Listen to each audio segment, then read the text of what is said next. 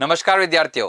जैसा कि हमने लास्ट वीडियो के अंदर एनबीसीसी में बताया था कि ये जो वैकेंसी आने वाली है और इसका एक जो स्मॉल नोटिफिकेशन है वो आउट हो चुका था और कहा था कि 2-3 दिन के अंदर ही इसका जो है फुल डिटेल में जो नोटिफिकेशन है वो आने वाला है। वो आ भी चुका है, 23 फरवरी को इसका नोटिफिकेशन आ चुका है और इसके जो फॉर्म फिल करने की डेट है वो 28 फरवरी से है। तो यानी कि अगर जो इसके अंदर क्राइटेरिया में फिल हो रहे हैं वो उन लोगों को फॉर्म फिल करना शुरू कर देना चाहिए। 28 फरवरी से इसकी जो डेट है और एंडिंग जो डेट है वो 27 मार्च है। बट इससे पहले कि आप इसके अंदर जितने भी एक्सपेक्टेशन लगाएं, और लास्ट वाले वीडियो में भी बहुत सारी क्वेरीज थी, बहुत सारे डाउट थे बच्चों के, वो सारे डाउट एक साथ खत्म हो गए हैं इस नोटिफिकेशन के बाद में। यानी कि सबसे पहली चीज़ तो मैं शॉर्ट एंड स्वीट के अंदर बताता हूँ बिना टाइम वेस्ट किए कि जितने भी डिग्री वाले बच्चे हैं वो सारे डिग्री वाले बच्चों के लिए मुझे नहीं लगता कि वो इन क्राइटेरिया के अंदर फुलफिल करते होंगे, क्योंकि यहाँ पर जो मैनेजर की पोस्ट है, जो डिग्री वाले बच्चों के लिए पोस्ट है, उनके अंदर एक्सपीरियंस चाहिए। और वो भी एक्सपीरियंस कम नहीं, लगभग 15 साल 12 साल, इवन मिनिमम भी 3 साल तक का तो एक्सपीरियंस चाहिए। 6 साल 3 साल अलग पोस्ट के लिए एक्सपीरियंस चाहिए।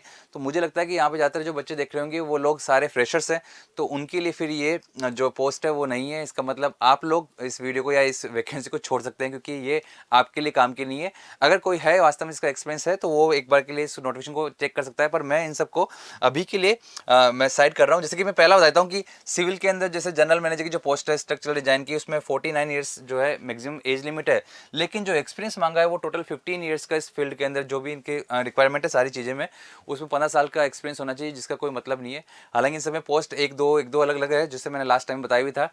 और अब जो मेन चीज़ है वो सारी इन पोस्ट को मैं निकाल दूँ, चाहे वो सिविल के अंदर हो, मैकेनिकल में हो, इलेक्ट्रिकल के अंदर हो, लेकिन जो मेन चीज़ है वो है कि सर जो डिप्लोमा वाले बच्चे हैं उनके लिए है ये मेन तो एग्ज़ाम। तो जो डिप्लोमा वाले बच्चे हैं वो फोकस करें। मैं समरी में बता रहा हूँ कि डिप्लोमा वाले अलाउड हैं, डिग्री वाले अगर फ्रेशर्स है तो अलाउड नहीं है। डिप्लोमा वाले फ्रेशर्स ही अलाउड है, यहाँ पे फ्रेशर्स भी अलाउड है। और डिप्लोमा वाले की बात करूँ मैं तो यहाँ पे सिविल और इलेक्ट्रिकल सिर्फ दो ही ब्रांच के लोग अलाउड है। सिविल के अंदर यहाँ पे जो है 30 पोस्ट निकली हुई है, 30 पोस्ट है यहाँ पे सिविल वालों के लिए। और उसके लिए जो क्राइटेरिया है वो कि 3 साल तक का आपका जो डिप्लोमा होता है वो होना चाहिए, कंप्लीट होना चाहिए, और साथ ही साथ 60% के आसपास उसका एवरेज मार्क्स होने चाहिए, 60% से अबव उसके एवरेज मार्क्स होने चाहिए। ठीक है, तो पहली चीज़ ये है। इलेक्ट्रिकल में भी सेम कहानी है। जो एज लिमिट है वो 28 साल है, एज लिमिट 28 साल है। तो मतलब सारी सार की बात यहीं आ गई कि डिप्लोमा वाले अलाउड है, सिविल में 30 सीट्स है, इलेक्ट्रिकल में 10 सीट्स है, और साथ ही साथ 28 साल मैक्सिमम एज लिमिट है। और यहाँ पर आपके पास जो है एवरेज मार्क्स जो है 60% से ऊपर होने चाहिए, तो आप लोग इसके अंदर अलाउड है। और जो इस एलिजिबिलिटी क्राइटेरिया को फुलफिल कर रहा है उसको जरूर फॉर्म फिल करना चाहिए, क्योंकि हम पहले ही बात कर चुके हैं और आप लोगों ने इसको सर्च भी कर लिया होगा।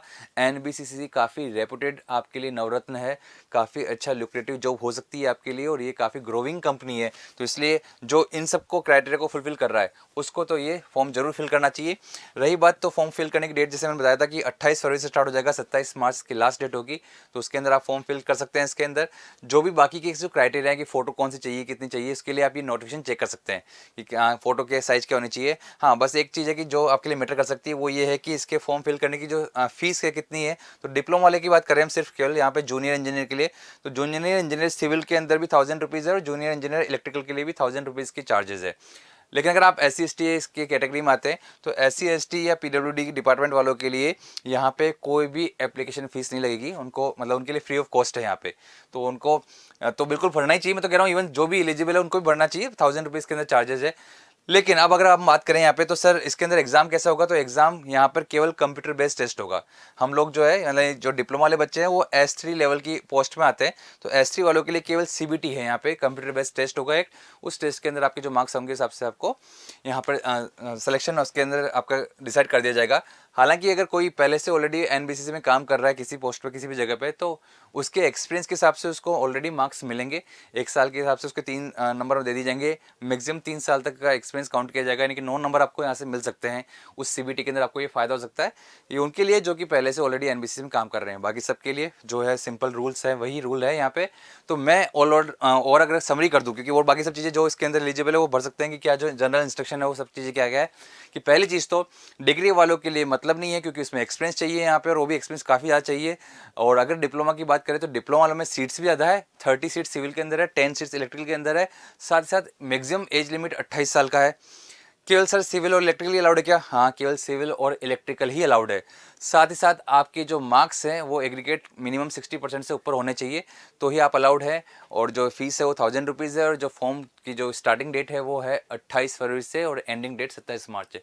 तो ये इसका मोटा मोटा एक सार जो मैंने आपको बता दिया। ऐसे ही किसी और एग्जाम के साथ अपन मिलेंगे नेक्स्ट टाइम, तब तक के लिए धन्यवाद।